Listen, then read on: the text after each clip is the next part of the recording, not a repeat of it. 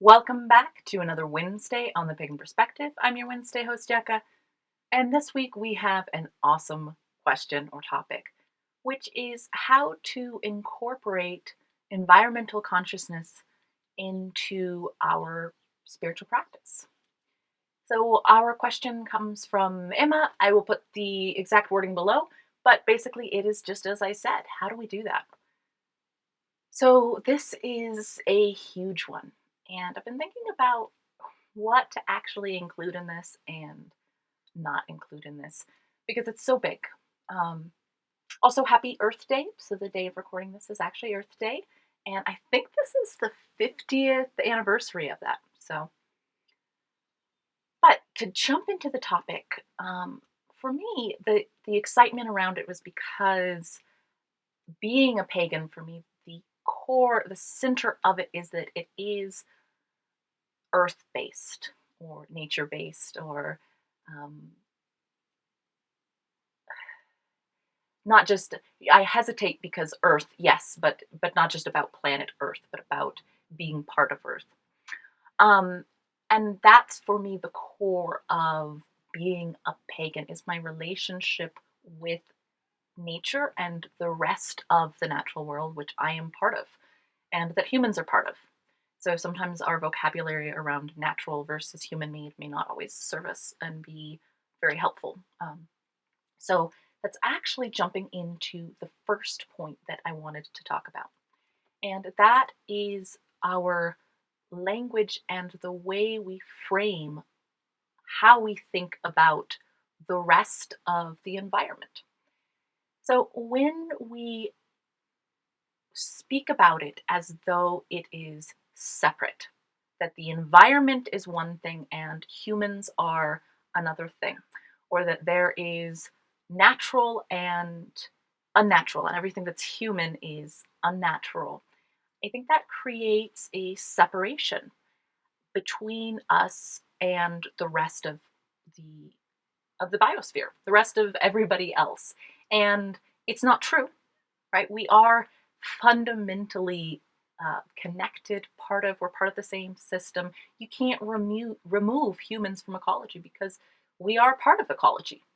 But we can think about ourselves that way and we can feel about ourselves that way. And that really influences the choices that we make and also the quality of life that we have. So actually, I do a pagan podcast called The Wonder Science-Based Paganism with Mark Green. And just a couple of episodes ago, I'll drop the link to that in the description. We talked a little bit about this issue in our episode on the challenges that we're facing today as humans, as pagans, and specifically the subset of pagans that we're talking about, which are non theist pagans.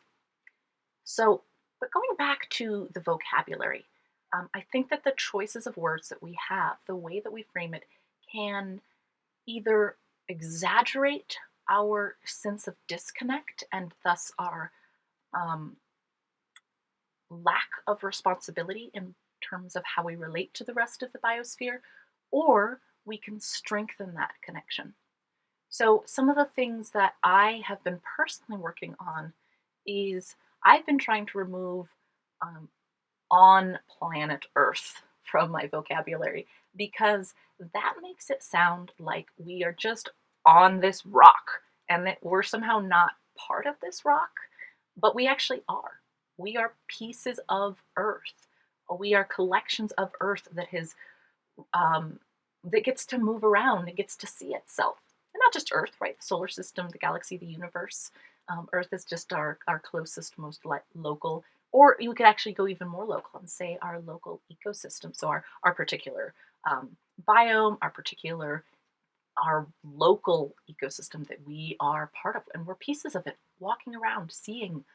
And I've been trying to replace that with talking about being in Earth because we really are in Earth or part of Earth. I'll even refer to us as being Earth. This is us. So I teach science, and a lot of my classes are space science. I do environmental science and space science are the subjects that I teach. And when I talk with the kids, I will say, when we see a picture, we'll be talking about the terrestrial planets or something like that. And I'll go, okay, so there's Mercury, Venus, Earth, that's us, and Mars, right? And the way that we speak about it really helps. So, next point that I have is connected to that, and is trying to form a deep relationship with with your ecosystem, an actual relationship, a real one, not like just thinking about this romanticized idea of nature, but actually stopping for a moment and stepping outdoors. Not that inside isn't also part of nature, but we have constructed environments in which we can see only what we want to, and we allow in only the things that we choose to. But when you step outdoors, there's the rest of the world around you. There's all the insects. There's the birds. There's the clouds. There's everybody out there. And there's those processes which are less able to be restricted outside. So forming a connection with that, just being present with it. So my suggestion would be to develop something like a sun time and moon time, or sometimes star time practice, where you make a point to just go outside for at least 5 minutes, ground, and just be physically present. Now, on top of that, I would also suggest learning about ecology and learning about how ecosystems work. There's a great lack of understanding in our culture around that. And yet we live in a time of instant access to information. So there's incredible resources out there. And right now there's so many, if you're a kind of class person where you like to do things a little bit more academic, you can sign up for just so many free, high quality courses on ecology. How's it work? But there's also lots of documentaries. Got to be a little bit careful sometimes that you're watching like actually a documentary and not somebody's project film that they're making look like a documentary. But there's a lot of good stuff out there. And so learning about just how ecology works, and then specifically your own environment, your own local area.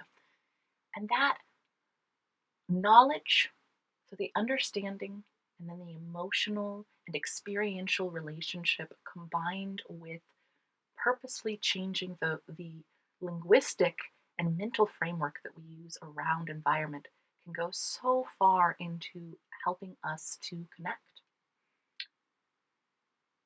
Then from there, I think that there's a lot of lifestyle choices and individual consumer choices that we can be making.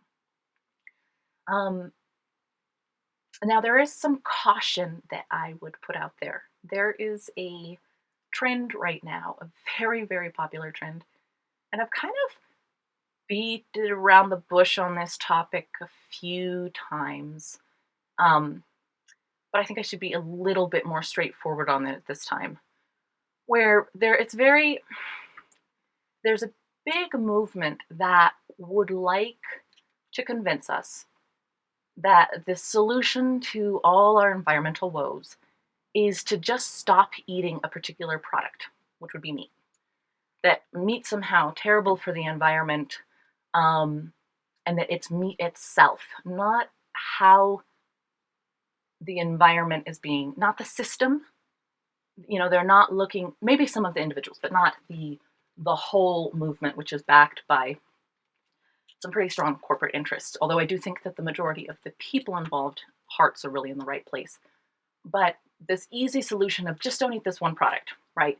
And it doesn't matter where it comes from, that it is automatically bad. Instead of looking at how is the whole system. So how is the whole system relating to the rest of the environment? And I would say that a lot of those things about how some of the animals in the system are being treated, horrible. What are some of the impacts that it has on their ecosystems? Terrible. But that is not limited just to the animal part of those systems. This problem is the industrial system overall, and not just the animal portion. We are probably most sensitive to the animal portion because they're the most like us. We can relate to them and we see them. But what we don't see, that's just the tip of the iceberg. We don't see the way that the rest of the ecosystem is being impacted. And so, if the idea is we want to cause as little environmental harm as possible, we need to take a look at the whole system and not just take one piece of the system and say, oh, I'm not going to participate in this one piece of the system, but I'm going to support the rest of the system that is causing just as much damage as this one piece. So it's kind of like choosing a letter out of a word and just choosing not to use that letter instead of looking at the whole word and choosing whether that's the appropriate word or not. So, and I know that, I might be pushing some buttons on this, and my intention is not to be hurtful by suggesting that that movement is strongly misguided. I really do think that people's hearts are in the right place and that they're really looking for answers. But I think that it's a lot more complex than gets represented, and that sometimes that easy answer can be manipulated by strong corporate interests and cannot see a whole picture, where sometimes some of the solutions might involve things like well managed livestock to really contribute to possible solutions. But that there isn't, I don't think that there's this blanket answer that everybody across the globe needs to eat in a particular way. I think we need to look at these systems and understand that each system is unique. And it's a little bit more work than just having an easy, don't eat this one product and everything else is great. It's harder to have to think about, how does this impact the whole system? Is this appropriate for my dry lands climate? Are crops appropriate for me to be growing here, or is it appropriate for me to be eating cattle, right? But that answer is going to be really different for somebody who's living on, say, I am in the arid Southwest. My solution is going to be totally different than someone on a Pacific island or someone in Florida or wherever, right? So I'm kind of jumping around here, but I guess my point is to come back and say I would offer caution about grabbing on to big movements that have blanket answers instead of looking at particular systems and the how things are being produced. I think that we have a lot of power in choosing very carefully things that are appropriate for our environment, that are appropriate for our particular situation, and recognizing that our choices do have a lot of power. But there's a lot of people who want to influence those choices. And so to be mindful and to be really thoughtful and research outside just your normal sphere when doing research, right? Just watching this video with me, this is not research, right? Reading an article by someone who already agrees with you, that's just a blog article, that's not research. Take a look at the papers that they're citing and actually look at those papers. And are the papers saying what they say that they say? Because often, my experience as someone who's trained in reading scientific literature, when I look at what people claim papers are saying versus what they're actually saying, it can be really off. So do some digging and try and keep an open mind. That would be my suggestion on all of that. So I probably went on quite a tangent there, but I do think it's important. And again, I think that most people are out there trying to do the best they can.